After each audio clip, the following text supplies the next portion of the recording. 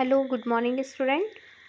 हम लोग अपना चैप्टर पढ़ रहे थे बेटा, पहला अध्याय पढ़ रहे थे हम विज्ञान का, फसल का प्रबंधन एवं उसका उत्पादन। ठीक है, अब हम इसी चैप्टर को आगे बढ़ते हुए, अभी तक आपने ये पढ़ा फसल किसे कहते हैं, उसमें क्या क्या खाद उर्वरक है ना, और उसको बोने के लिए किन किन साधनों की ज़रूरत पड़ती है, ये सब चीज़ें हमने पढ़ ली। सिंचाई पढ़ ली कि उसमें को कैसे तरीके से उनको पानी दी जाती है। अब हम पढ़ेंगे, इसमें नेक्स्ट टॉपिक है हमारा खरपतवार से सुरक्षा। ठीक है, बूझो और पहेली निकट के गेहूं के खेत में गए। उन्होंने देखा कि खेत में फसल के साथ कुछ अन्य पौधे भी लगे हैं। ठीक है, तो उन्होंने सोचा कि ये जो नए पौधे हैं ये क्या है, क्या ये पौधे विशेष उद्देश्य के लिए उगाए गए हैं। उनके दिमाग में आया, क्या इनको उगाया गया है। खेत में कई अवांछित पौधे प्राकृतिक रूप से फसल के साथ उग जाते हैं। इन अवांछित पौधों को खरपतवार कहते हैं। खरपतवार को निराई कहते हैं। खरपतवार को हटाना मतलब उसको रिमूव करना, वहाँ से उन को हटाना क्या कहलाता है, निराई। निराई आवश्यक है क्योंकि खरपतवार जल, पोषक जगह, प्रकाश की स्पर्धा कर फसलों की वृद्धि पर प्रभाव डालती हैं। अब अगर खेत में अनवांटेड वीड मतलब जो खरपतवार के पौधे हैं, कोई भी जंगली पौधा उग जाएगा तो वो भी तो क्या करेगा, मिट्टी से पोषक तत्व छीनेगा, तो मिट्टी की पोषक तत्व क्या हो जाएंगे, कम हो जाएंगे। इसलिए उनको हटाना क्या होता है, ज़रूरी होता है। कुछ खरपतवार कटाई में भी बाधा डालते हैं तथा मनुष्य एवं पशुओं के लिए विषैले भी हो सकते हैं। खरपतवार को हटाने एवं उनकी वृद्धि को नियंत्रित करने के लिए किसान विभिन्न तरीके अपनाता है। वो क्या करता है, फसल उगाने से पहले खेत को जोतने पर खरपतवार उखाड़ने एवं हटाने में सहायता मिलती है। फसल बोने से पहले ही एक बार उस पर हल चला देता है ताकि उसमें कोई ऐसे पौधे हो तो वो क्या हो, मर जाए या ख़त्म हो जाए। इससे खरपतवार पौधे सूखकर मर जाते हैं, मिट्टी में मिल जाते हैं। खरपतवार हटाने पर सर्वोत्तम समय उनमें पुष्पन एवं बीज बनने से पहले का होता है। अगर उनमें पुष्प और बीज नहीं आए तो आप उनको इजीली हटा सकते हो। खरपतवार पौधों को हाथ से जड़ सहित उखाड़कर अथवा भूमि के निकट से काटकर समय समय से हटाया जा सकता है। यह कार्य खुरपी या हैरो की सहायता से किया जाता है। ठीक है, रसायनों के उपयोग से भी खरपतवार को नियंत्रित किया जाता है, जिन्हें खरपतवारनाशी कहते हैं, जैसे 2,4-D खेतों में इनका छिड़काव किया जाता है, जिससे क्या होते हैं, ये पौधे जो खरपतवार के पौधे होते हैं ये मर जाते हैं, परंतु फसल को कोई हानि नहीं होती। खरपतवार को जल में आवश्यकता अनुसार मिलाकर इसका क्या किया जाता है, स्प्रे भी किया जाता है, जिससे ये खरपतवार के पौधे क्या हो जाए, ख़त्म हो जाए। ठीक है, जैसे आपको डायग्राम में दिख रहा है ना, किसान क्या कर रहा है, टंकी लेकर पूरे खेत में छिड़काव कर रहा है ताकि वो पौधे हट जाएं। क्या खरपतवारनाशी का प्रभाव इसको छिड़कने वाले व्यक्ति पर होता है। उन्होंने सोचा कि जो व्यक्ति इसको छिड़क रहा है क्या उस पर भी इसका प्रभाव होता है।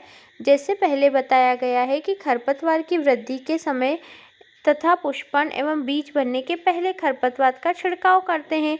खरपतवारनाशी के छिड़काव से किसान के स्वास्थ्य पर भी प्रभाव पड़ सकता है, अतः इनके रसायनों का पूर्वक बहुत ही सावधानी पूर्वक करते हैं। छिड़काव करते समय उन्हें अपना मुंह एवं नाक कपड़े से क्या करना चाहिए, ढक लेना चाहिए। नेक्स्ट हमारा टॉपिक है कटाई। क्या कटाई, अब फसल क्या हो गई हमारी, बू आ गई, हमने उसमें पानी दे दिया, खाद दे दिया, उसमें से खरपतवार भी हटा दिया, अब उसको काटने की बारी आ गई। फसल की कटाई एक महत्वपूर्ण विधि है। एक फसल एक जाने के बाद उसे हटाना, फसल को उग जाने के बाद या पक जाने के बाद उसको हटाना क्या कहलाता है, कटाई। कटाई के दौरान तो पौधों को सींचकर उखाड़ लेते हैं अथवा उसे धरातल के पास से काट देते हैं। एक अनाज फसल को पकाने में लगभग 3 से 4 महीने का समय लगता है। हमारे देश में दराती की सहायता से क्या की जाती है, फसलों की कटाई की जाती है। एक मशीन का उपयोग भी किया जाता है जिसे हार्वेस्टर कहते हैं। काटी गई फसल के बीजों दानों को भूसे से अलग करना थ्रेशरिंग कहते हैं। यह कार्य कंबाइन मशीन की सहायता से किया जाता है, जो वास्तव में हार्वेस्टर और थ्रेशर का क्या है, संयुक्त रूप है। छोटे खेत वाले किसान अनाज के दानों को फटक कर बिनोई अलग करते हैं। पास इसके विषय में पढ़ चुके हैं, आप इसके विषय में पहले भी पढ़ चुके हैं। देखो आपको यहाँ पर क्या है, हार्वेस्टर भी दी है और विनोइंग मशीन भी दी है। ठीक है, छोटे किसान इसका उपयोग कर लेते हैं। ठीक है, चलिए कटाई का पर्व। 3-4 महीने के कठोर परिश्रम के बाद कटाई का समय आता है। स्वर्णिम दोनों से भरी खड़ी फसल किसानों के हृदय में उल्लास एवं अच्छे समय का भाव संचित करती है। अब क्या होता है, किसान को ऐसा लगता है कि हमारी फसल बहुत अच्छी है तो पैसा भी अच्छा मिलेगा। यह समय थोड़ा आराम करने व खुशी मनाना का होता है। पिछली ऋतु के प्रयत्न का फल मिलता है, इसलिए भारत में सभी भागों में कटाई का समय हर्षोल्लास के साथ मनाया जाता है। पुरुष एवं महिलाएं सभी मिलकर इस पर्व को मनाते हैं। कटाई ऋतु के बाद कुछ विशेष पर्व जैसे पोंगल, वैसाखी, होली, दिवाली, नवान्न, बिहू जुड़े हुए होते हैं। ठीक है, अब हमारी फसल कट गई, अब क्या करना है, हमको स्टोर भी तो करना है। तो क्या होता है, भंडारण। उत्पाद का भंडारण एक महत्वपूर्ण कार्य है। यदि फसल के दानों को अधिक समय तक रखना हो तो उन्हें नमी, कीट, चूहों एवं सूक्ष्म जीवों से सुरक्षित रखना होगा। ताज़ा फसल में नमी की मात्रा अधिक होती है। यदि फसल के दानों को सुखाए बिना भंडारण कर दिया जाए तो उनको क्या होता है, वो या तो खराब हो जाएंगे या फिर वो अंकुरित मतलब उनमें अंकुरण आ जाएगा और वो किसी भी उपयोग के नहीं रहेंगे। अतः भंडारण से पहले दानों को क्या करते हैं, धूप में सुखाया जाता है जिससे उनकी नमी में कमी आए। इससे उनकी कीट, जीवाणु एवं कवक से सुरक्षा हो सके। किसान अपनी फसल का उत्पादन का भंडारण जूट के बोरे, धातु के बड़े पात्र में करते हैं, परंतु बीजों का बड़े पैमाने पर भंडारण साइलो भंडारण गृह में किया जाता है, जिससे उनको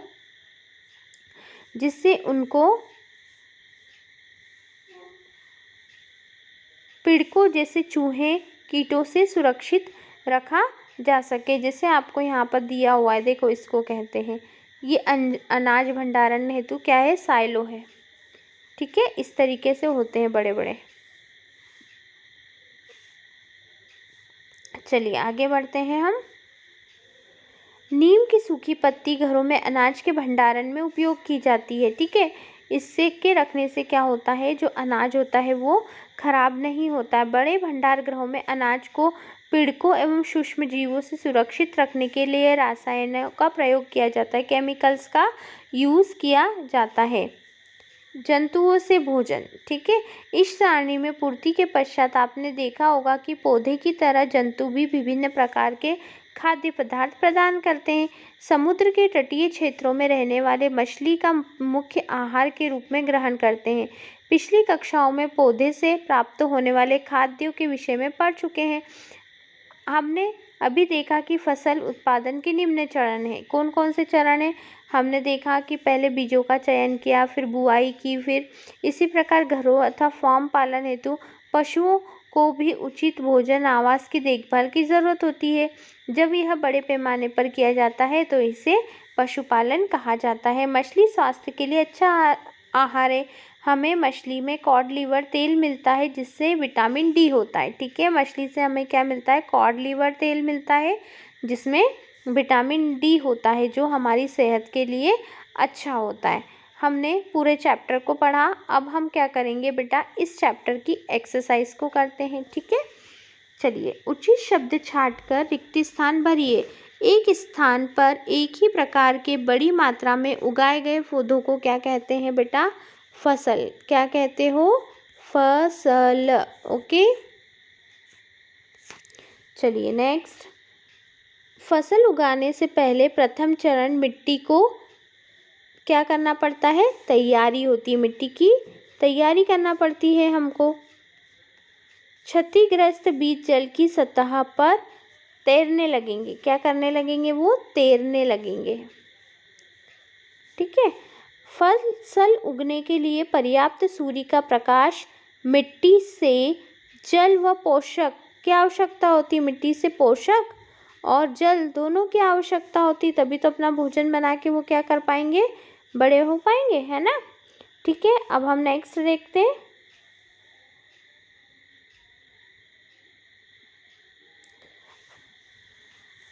खरीफ फसल, खरीफ की फसल कब होती है बेटा? खरीफ की फसल क्या होती है?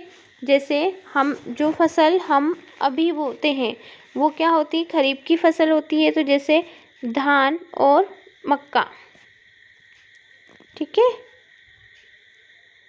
रबी की फसल क्या है? चना और गेहूं, मटर, ठीक है।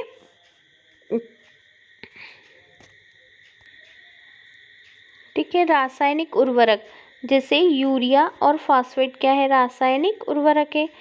कार्बनिक खाद क्या है? कार्बनिक खाद मतलब मवेशियों, ये पशुओं का जो अपशिष्ट गोबर वगैरह होते हैं ये सब क्या होती है? कार्बनिक खाद होती हैं, ठीक है। निम्न के 2 उदाहरण दीजिए।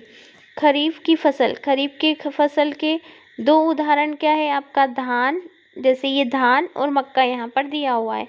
रबी की फसल के गेहूँ, चना, मटर, ठीक है। निम्न पर अपने शब्दों पर एक पैराग्राफ लिखिए। मिट्टी तैयार करना, बुआई, निराई, थ्रेसिंग। बेटा ये आपको जब एक्सरसाइज कराएंगे तब आपको आगे के सारे क्वेश्चंस के आंसर उसमें दे दिए जाएंगे, ठीक है। मैं आपको क्या करती हूँ, अब आपको इसकी एक्सरसाइज भी करा देती हूँ। ओके, स्टार्ट करते हैं हम लोग। चलिए, हम पढ़ रहे थे, हमको मिट्टी तैयार करना, बुआई, निराई, इन सबको करना था, ठीक है। पहला मिट्टी तैयार करना, यह फसल को उगाने का क्या है? प्रथम चरण होता है। मिट्टी को पलटने और पोला बनाने में पौधों की जड़ें क्या होती? गहराई तक आसानी से शोषण करती है, इसलिए पोली की जाती है मिट्टी को। इसमें क्या होता है? केंचुए और सूक्ष्म जीवों की वृद्धि होती है, जिससे क्या होती है? मिट्टी को अधिक पोला और अधिक पोषक तत्व मिल पाते हैं, इससे जो अच्छी फसल उगाने में महत्वपूर्ण होते हैं। दूसरा है बुआई, यह फसल उत्पादन का महत्वपूर्ण चरण है। मिट्टी को तैयार करने के पश्चात खेत में बीज बोए जाते हैं।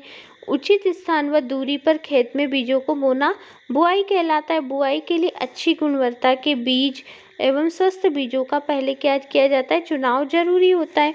उचित बीजों को चुनने के बाद इन बीजों को उचित गहराई तक उचित दूरी पर बोया जाता है, ताकि प्रत्येक पौधों को पर्याप्त मात्रा में सूर्य प्रकाश, खनिज तत्व मिल सके, ठीक है। उसके बाद होती है आपकी निराई। निराई किसको कहते हैं? खरपतवार को हटाना। जब खेत में ऐसी कुछ घास वगैरह उग जाती है जो फसल को नुकसान पहुंचाती है, तो उसके हटाने को हम निराई कहते हैं। निराई नहीं करने पर क्या होता है? मिट्टी से पोषक तत्व और फसल की वृद्धि रुक जाती है।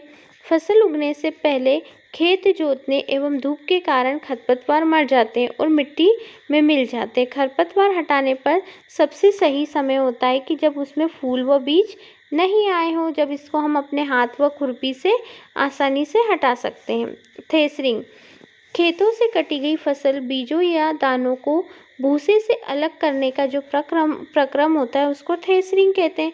थ्रेसिंग करने के लिए कई तरीके होते हैं। छोटे खेत वाले किसान बोइंग मशीन का यूज़ करते हैं और बड़े किसान जो होते हैं वो किसका यूज़ करते हैं? वो थ्रेसर का यूज़ करते हैं। नेक्स्ट क्वेश्चन है हमारा, खाद व उर्वरक में अंतर लिखिए ना, ठीक है। खाद व उर्वरक में क्या अंतर है? तो देखो, खाद क्या होता है? एक प्राकृतिक जो गोबर, मानव अपशिष्ट एवं अवशेष से मिलकर बनता है। और उर्वरक क्या होता है? यह अकार्बनिक लवण है। खाद खेतों में बनाई जाती है, इसका उत्पादन कारखानों में होता है। इससे मिट्टी को क्या होता है? प्रचुर मात्रा में हुमस प्राप्त होती है। पादप, और इसमें क्या होता है? जो उर्वरक होता है इससे मिट्टी को हुमस नहीं मिलती। खाद, इसमें पदार्थ पोषक अपेक्षाकृत कम मात्रा में होते हैं और उर्वरक में जो पोषक तत्व होते हैं वो अधिक मात्रा में होती हैं। खाद जो होती है ये जल में घुलनशील होने के कारण इसका अवशोषण धीरे धीरे होता है, और जो आपकी उर्वरक होता है वो जल में घुल जाता है, तो इसका अवशोषण जल्दी हो जाता है ना, ठीक है। उसके बाद सिंचाई किसे कहते हैं? हमारा नेक्स्ट क्वेश्चन, इसकी 2 विधियां लिखिए। फसलों को कृत्रिम के अनुसार पानी देना क्या कहलाता है? सिंचाई कहलाता है। बारिश के अलावा जो फसल को पानी देते हैं उसको सिंचाई कहते हैं। जीवित रहने के लिए पौधों को जल की आवश्यकता होती है, पौधों का लगभग 90% उनमें क्या होता है, जल होता है। फसल की स्वस्थ वृद्धि के लिए मिट्टी में नमी को बनाए रखना आवश्यक होता है। इसके लिए विभिन्न अंतराल पर खेत में जल देना सिंचाई कहलाता है। जल संरक्षित करने वाली सिंचाइयाँ 2 प्रकार की होती है। देखो, पहला छिड़काव तंत्र, दूसरा डीप तंत्र। छिड़काव तंत्र में क्या होता है, छिड़काव तंत्र में खेतों में पाइपलाइन से नोजल बना दिए जाते हैं और इन नोजलों में फव्वारे की तरह पूरे खेत में पानी घूमता है, जिससे क्या होता है, पानी का बर्बादी नहीं होती। डीप तंत्र क्या होता है, इसमें पौधों की जड़ों में बूंद बूंद करके पानी पहुंचाया जाता है और इसका उपयोग कहाँ पर किया जाता है बेटा, जहाँ पर बगीचे वगैरह होते हैं ना, फल वगैरह के पौधे, वहाँ पर। ठीक है। यदि गेहूं को खरीफ की फसल में उगाया जाए तो क्या होगा, यदि हम गेहूं को खरीफ की फसल में उगा देंगे, देखो खरीफ जो होती है वो जून से सितंबर का टाइम होता है। कब का टाइम होता है, जून से सितंबर का, और इस समय बारिश अधिक होती है। इससे क्या होगा, जो पौधे गेहूं के पौधे होंगे वो ज़्यादा पानी के कारण क्या होंगे, सड़ जाएंगे। ठीक है, और खेत में जो खराब हो जाएगा। खेत में लगातार फसल उगाने से मिट्टी पर क्या प्रभाव पड़ता है, हमारा नेक्स्ट क्वेश्चन है।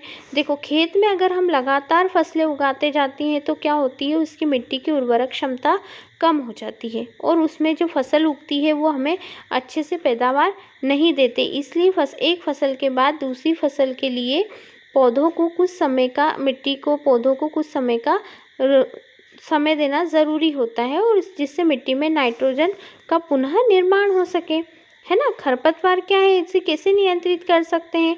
खरपतवार क्या होती है, जो हमारे फसल के साथ में पौधे कुछ उग जाते हैं, उन्हें क्या कहते हैं, खरपतवार, जो बेकार होते, किसी काम के नहीं होते, और ये मनुष्य और जंतु जो होते हैं दोनों के लिए क्या हो सकते हैं, हानिकारक हो सकते हैं। इसलिए खरपतवार को हटाना ज़रूरी होता है ना।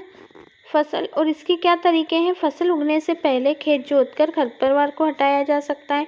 फूल व बीज आने से पहले इसको खुरपी वगैरह से अलग करके हटाया जा सकता है, या हम इसमें क्या करें, खरपतवार नाशी का उपयोग करके भी इसको हटा सकते हैं। ठीक है, ओके। अब क्या नेक्स्ट क्वेश्चन है, निम्न बॉक्स में दिए गए हैं, इसके अनुसार आपको पूरी स्टेप बताना है। तो सबसे पहले हम फसल में क्या करते हैं, चीनी मिल में भेजना, ये सब है। तो आपको क्या करना है, इसको पूरे को अरेंज करना है ना। तो सबसे पहले क्या होगा, फिर क्या करते हैं फसल में, फिर क्या करते हैं। तो सबसे पहले हम क्या करते हैं बेटा, मिट्टी तैयार करते हैं, फिर खेत में जुताई करते हैं, फिर बुआई करते हैं, फिर खाद देते हैं, है ना। मिट्टी तैयार करने के बाद आपको उसको क्या करना पड़ता है, खाद देने के बाद आपको सिंचाई करना पड़ती है, फिर कटाई करना पड़ती है, और फिर वो कहाँ जाएगी, मिल में जाएगी। इस तरीके से बेटा हमारा ये चैप्टर क्या होता है, यहाँ पर एंड होता है। और आपको पूरा चैप्टर मैं उम्मीद करती हूँ अच्छे से समझ में आया होगा। नेक्स्ट चैप्टर जो होगा हम नेक्स्ट क्लास में पढ़ेंगे। Okay, thank you.